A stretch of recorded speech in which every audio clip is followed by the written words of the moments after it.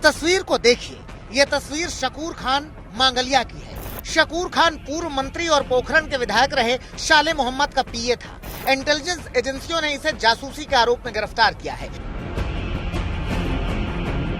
शकूर खान पर आरोप है कि इसने भारत के सामरिक ठिकानों की संवेदनशील सूचनाएं पाकिस्तान को पहुंचाई।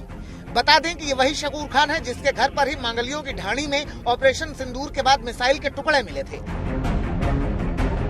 शकूर खान पर आरोप है कि ये पाकिस्तानी दूतावास के संपर्क में था और अनजान नंबरों से पाकिस्तान में बात करता था। ये वहां पर कुछ लोगों से लगातार संपर्क में था, जिसकी जानकारी ये नहीं दे रहा है। इसीलिए शकूर खान को पूछताछ के लिए जयपुर लाया जा रहा है। बताया जा रहा है कि पूर्व मंत्री साले मोहम्मद की तरफ से यही पाकिस्तान में बात करता था। बताया ये भी जा रहा है कि साले मोहम्मद सरहदी मुसलमानों का गुरु है और उनका गुरु पाकिस्तान के सिंध में रहने वाला पीर पगारो है।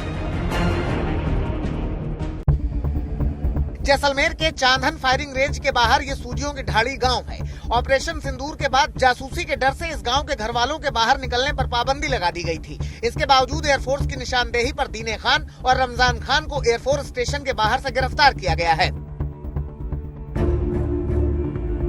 इस गांव के रहने वाले पठान खान को ऑपरेशन सिंदूर के दौरान केंद्रीय खुफिया एजेंसियों की निशानदेही पर गिरफ्तार किया गया है, जिससे पूछताछ में खुलासा हुआ है कि 2013 में वो अपने रिश्तेदार से मिलने पाकिस्तान गया था, तभी आईएसआई के संपर्क में आया था। खुफिया एजेंसियों से बचने के लिए ये सूजियों की ढाड़ी से दूर मोहनगढ़ में खेत में रहने लगा था। आईएसआई इसे सोने की अंगूठी और पैसे देते रहते थे। यहाँ के लोग कहते हैं कि जब गिरफ्तारी हो जाती है तब हमें मालूम चलता है कि यहाँ कोई जासूस भी रहता था। फोटो वोटो खींचने वाले वो तो कोई न्यूज में आती है तब भी पता चलता है, वैसे तो नहीं। हम तो मजदूर लोग हैं, इसलिए जो न्यूज आती है ना उस समय हमें भी पता चलता है कि यहाँ सोचे हमें पकड़े गए। शकूर खान 8 बार पाकिस्तान जा चुका है और कई जासूसों को वीजा भी दिलवा चुका है। वो पाकिस्तानी दूतावास के अधिकारियों कर्मचारियों के भी संपर्क में था।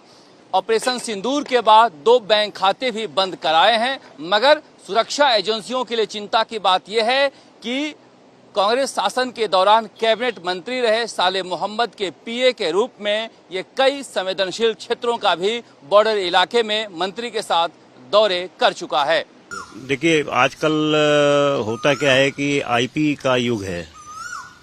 पहले जो है वो मोबाइल नंबर से कॉल करी जाती थी और आजकल जो है वो हमारे पास में इस तरह के राउटर्स आ गए हैं जो कि आईपी बेस्ड हैं, तो वो आईपी कॉल होती है, उसमें इस तरह के नंबर वगैरह नहीं आते। लेकिन जो हमारा डिपार्टमेंट का सर्विलेंस सिस्टम है, हर स्टेट के अंदर एक सर्विलेंस सिस्टम लगा रखा है जिसमें कि इस तरह की जो कॉल्स आती हैं उनको वॉच किया जाता है। तो आईपी एड्रेस से हम पता लगा सकते हैं, क्योंकि आईपी पूल जो है वो हर देश के लिए, हर प्रदेश के लिए, हर के लिए अलग अलग बना हुआ। आईपी पूल से पता लगाया जा सकता है कि कॉल कहां से रूट होके यहां आ रही है।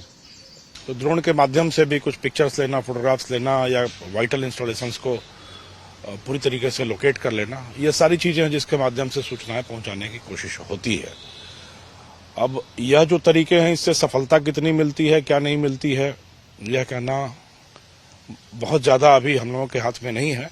पर इन तरीकों से जासूसी करने की, अहम सूचनाएं, अहम सुराग जुटाने का प्रयास शत्रु देश, शत्रु प्रवृत्ति के लोग कर सकते हैं। राष्ट्रीय सुरक्षा को बनाए रखने के लिए हम सभी का ये दायित्व है कि हम कुछ चीजों का ध्यान रखें, चाहे हम सेवा में हैं या प्राइवेट सिविलियन पर्सन हैं, जिसमें सबसे पहला ये है कि हम कहीं भी किसी भी व्यक्ति के साथ ओटीपी शेयर नहीं करें, क्योंकि ओटीपी शेयर करने से सोशल मीडिया प्लेटफॉर्म दूसरा हमारी सिम पर यूज कर सकता है, जिसका मिसयूज होना संभव है।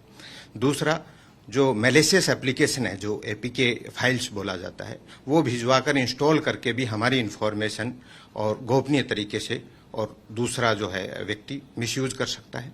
साथ ही साथ जो अब्रॉड विजिट होती हैं, उन व्यक्तियों को भी सभी को सचेत रहने की आवश्यकता है कि उनके माध्यम से अपने देश की कोई भी गोपनीय सूचना वो नहीं ले पाएं। देश की सुरक्षा के लिए हम सभी को सजग रहने की आवश्यकता है और कोई भी ऐसा कुप्रयास जो हमारी नेशनल सिक्योरिटी को डैमेज करता है, उसके प्रति आमजन को भी अवेयर करने की आवश्यकता है।